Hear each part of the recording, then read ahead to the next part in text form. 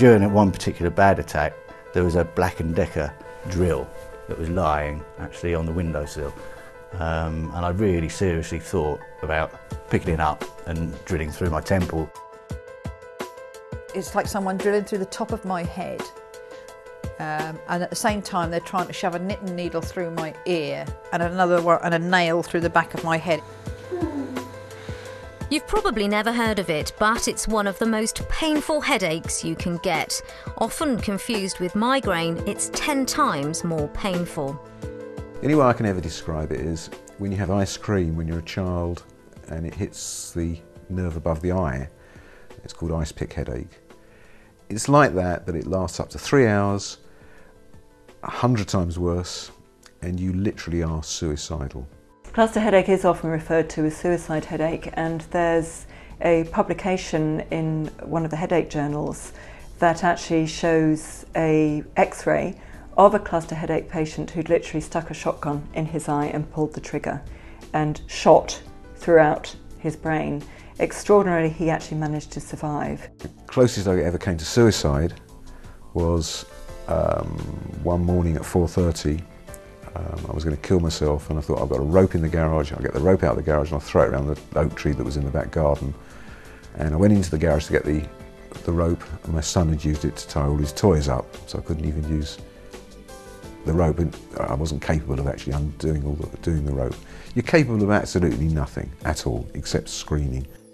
A thought expressed by every cluster headache sufferer at one time or another. All say that suicide can sometimes appear the only way to escape the pain. We can't get the oxygen. What are we supposed to do? The first time I had it, I actually thought I was having a brain hemorrhage. Yeah, and I got some sort of brain tumour or something like that, and this was it, this was the end. Then it goes away, and then it comes back again and it goes away, and you think, well, something's wrong here.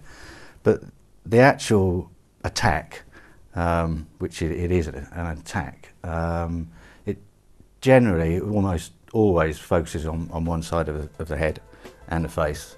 It can stretch down to the jaw, even to the shoulder sometimes. It's absolutely excruciating. At the onset of cluster headache, I was episodic, where I'd go on average for about 6 weeks without anything in pain-free remission. And then I'd have a 4-week bout, and then 6 weeks off, 4 weeks on. Eventually I turned chronic, well, I didn't get any breaks. The bouts just extended and became one bout. But more recently, I went back to episodic again. But you never know how it might just jump out at you, and off you go again on the merry trip.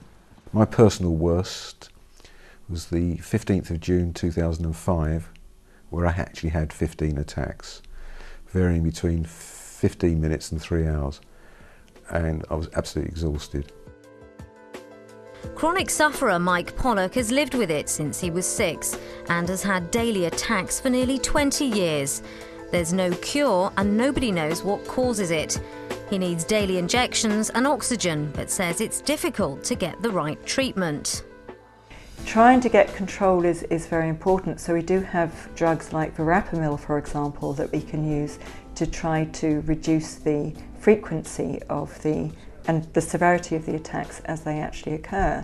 But people are experiencing needing to take quite strong medicines to get the condition under control. I'm absolutely astounded by the way that people experiencing these severe headaches will just try and fight on through and battle on through, and it really upsets me when people outside who don't understand what the headaches are like are just thinking that people are taking day off because they've got the day off just because they've got another headache. I don't think anyone would be able to understand what we have to endure. It would just be impossible.